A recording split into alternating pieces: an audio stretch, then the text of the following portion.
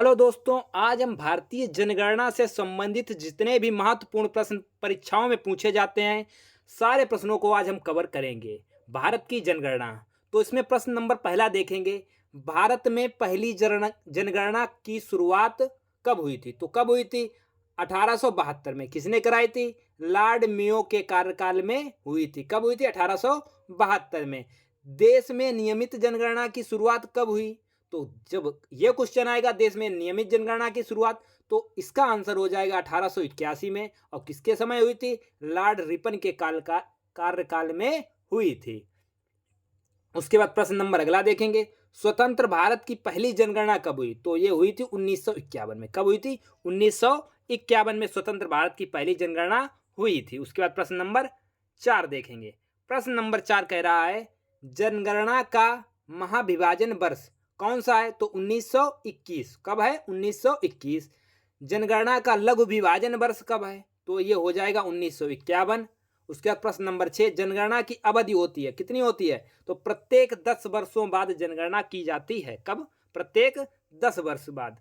अभी सन 2021 की जनगणना का डाटा हमारे पास नहीं है, तो इसलिए हमें जितने भी परीक्षा में क्वेश्चन पूछे जाएंगे तो सन 2011 की जनगणना के ही हिसाब से हमें क्वेश्चन के आंसर देने होंगे। उसके बाद अगला देखेंगे, जनसंख्या का अध्ययन किससे किया जाता है? तो ये किया जाता है डेमोग्राफी से। किससे? डेमोग्राफी से। उसके बाद प्रश्न नंबर अगला, 2011 की जनगणना का आदर्श वाक्य क्या था? तो हमारी जनगणना हमारा भविष्य। इसमें कुल 29 विषय थे। कितने विषय थे?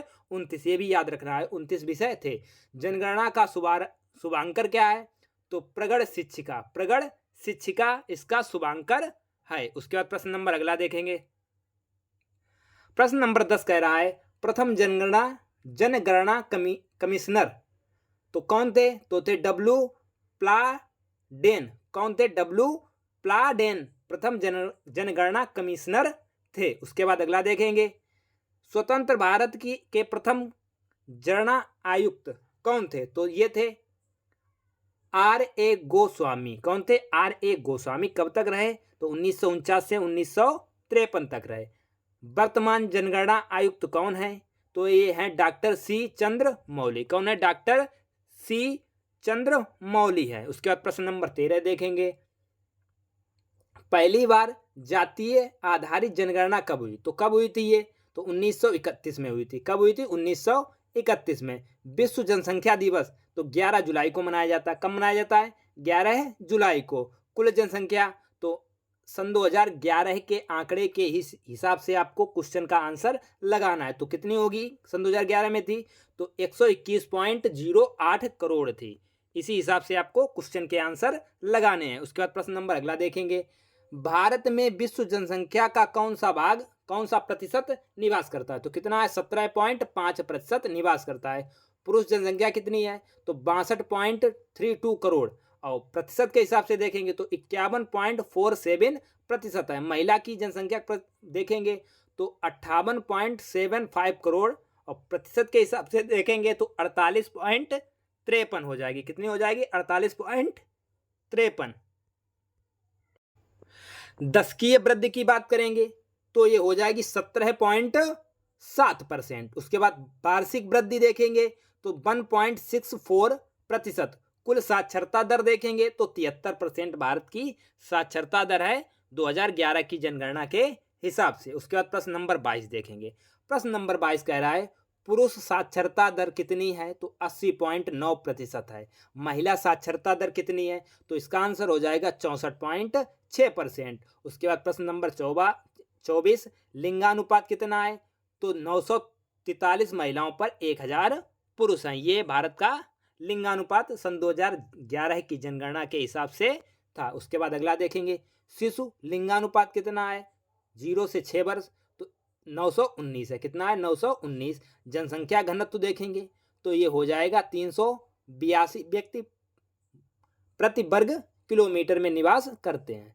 सर्वाधिक लिंगानुपात तो केरल में है। कितना है? 1048 पर 1000 पुरुष, 1084 महिलाओं पर 1000 पुरुष हैं। उसके बाद प्रश्न नंबर अगला देखेंगे, न्यूनतम लिंगानुपात तो हरियाणा का है। यहाँ कितना है? तो यहाँ है 879 महिलाओं पर 1000 पुरुष। सर्वाधिक केंद्र शासित में लिंगानुपात कौन से राज्य का है? तो ये है पांडुचेरी का। कहाँ का है?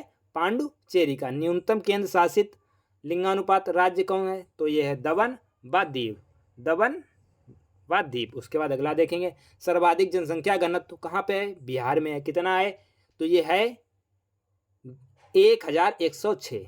1106 व्यक्ति प्रति वर्ग किलोमीटर में निवास करते हैं। उसके बाद अगला देखेंगे, न्यूनतम जनसंख्या घनत्व। तो न्यूनतम जनसंख्या घनत्व हो जाएगा अरुणाचल प्रदेश का 17 व्यक्ति प्रति वर्ग किलोमीटर में निवास करते हैं। सर्वाधिक केंद्र शासित जनसंख्या घनत्व वाला राज्य कौन सा है? तो वो हो जाएगा इसका आंसर दिल्ली। दिल्ली में सर्वाधिक जनसंख्या घनत्व है। उसके बाद अगला देखेंगे, सर्वाधिक जनसंख्या किस प्रदेश में है या किस राज्य में है? तो यहाँ ये है उत्तर प्रदेश में। कितनी है? 19.98 करोड़। 98 करोड़ लोग उत्तर प्रदेश में निवास करते हैं। न्यूनतम जनसंख्या वाला राज्य सिक्किम। कितने लोग? 6.10 लाख लोग, मतलब 6.10 लाख 10 लाख लोग निवास करते हैं। सर्वाधिक जनसंख्या वाला केंद्र शासित प्रदेश कौन सा है? तो वो हो जाएगा दिल्ली। कौन सा हो जाएगा? दिल्ली। न्यूनतम जनसंख्या वाला केंद्र शासित प्रदेश कौन सा है? तो वो हो जाएगा लक्षद्वीप। कौन सा होगा? लक्षद्वीप। एकमात्र राज्य जहां जनसंख्या घटी है। कहाँ घटी है? नागालैंड में। कहाँ घटी है? नागालैंड में। सर्वाधिक साक्षरता वाला राज्य कौन सा है? तो वो हो जाएगा केरल। कितनी साक्षरता है? वहाँ है 94% है। उसके बाद अगला प्रश्न देखेंगे, प्रश्न नंबर 40 कह रहा है, न्यूनतम साक्षरता वाला राज्य कौन है? तो वो हो जाएगा बिहार। कौन सा?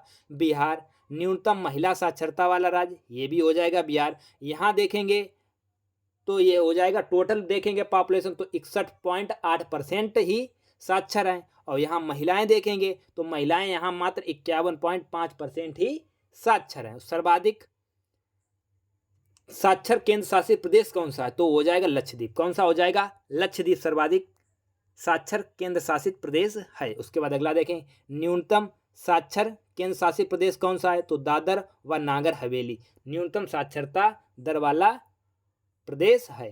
अधिक जनसंख्या वाला जिला कौन है? तो वो हो जाएगा ठाणे, महाराष्ट्र। कहाँ का है? ठाणे, महाराष्ट्र। कम जनसंख्या वाला जिला तो ये हो जाएगा दिबांग घाटी। कहाँ है? अरुणाचल प्रदेश में। कहाँ पे है? अरुणाचल प्रदेश में। उसके बाद प्रश्न नंबर 46 देखेंगे, अधिक जिलों वाला राज्य कौन सा है? तो वो हो जाएगा उत्तर प्रदेश। यहाँ कितने जिले हैं? यहाँ 75 जिले हैं। अगर आपको भारतीय जनगणना से संबंधित क्वेश्चन अच्छे लगे हों तो वीडियो को लाइक करें, सब्सक्राइब करें और दोस्तों के साथ शेयर करें। थैंक यू, धन्यवाद।